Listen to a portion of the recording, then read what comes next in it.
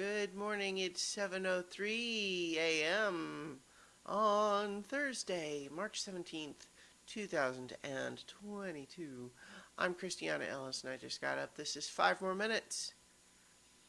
I've realized that it is very possible that the reason that Rocket has been waking up earlier the last couple of for the last week or so, despite the fact that it's one thing to say it seems to have coincided with the time change. Whoops, changing windows around on my computer.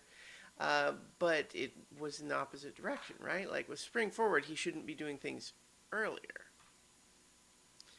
But what I realized is it's also been warmer, and so I've been having the window cracked open at night. So it's possible that what's happening is as it starts to become early enough in the morning that we start getting more traffic noise outside.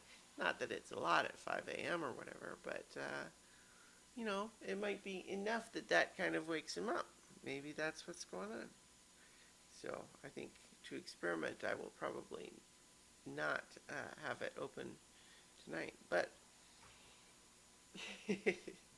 in the meantime, I'm going into the office today and take the little dog to doggy daycare, and it's gonna be a good day. We had a fun session of Dungeons and Dragons last night. This is again one of the games that I'm a player in. It's not streamed anywhere. It's just gasp, shock, horror. It's just for fun. Actually, I believe technically the audio does get podcasted, but it's not one that we really promote or anything. But anyway, I wonder, I should maybe ask if is that something they want to promote? I don't know. I won't do that without talking to everybody. It's kind of a low pressure thing. But we had a very exciting combat last night. We've been delving through a difficult and deadly dungeon, trying to take out an evil mummy.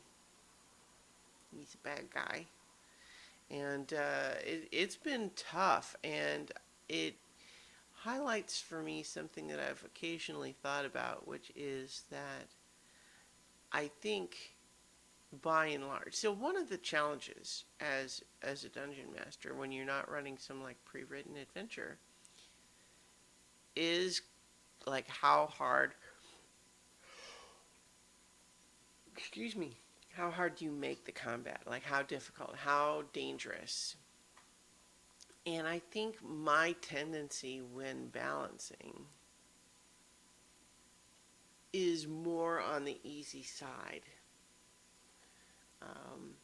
But I'm realizing just as we have this combat that at least every once in a while, maybe not all the time, but having the combat be really pretty tough and feel like this could go bad is exciting. And so maybe on that basis, apologies to my players, maybe I'm gonna kick it up a notch a little bit and see how that goes. But in the meantime,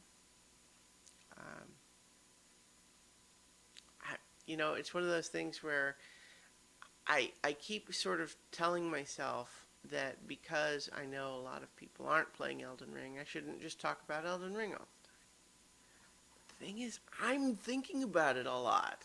I'm playing it a lot, and I'm having a really good time with it. And it is something that is just, it has absorbed me in a way that a video game hasn't in a long time. And so, to the extent that these videos are like journals of what I've got going on, a lot of it is Elden Ring. For example, last night I returned to an area that I had found very difficult earlier on in the game, and realized, oh yeah, I'm buff enough now that instead of just having to run away from these guys all the time, I can try taking them out. And the truth is, even if it's they're still dangerous to me, but as long as I'm careful and try to take them one at a time, I can definitely handle them. And it allowed me to go ahead and finish completing all of these little other subtasks that were necessary to access where the boss is, and then to fight the boss. And then I beat the boss on the first try. It's a good feeling, you know. It's like, oh yeah, I did it. Because that feeling of advancement is really good in these games where you have something that you did previously have a lot of trouble with, and then later you go back after leveling up for a while and getting some better weapons and stuff like that, and then you do better, and it's like, hey, that's good. That's kind of cool.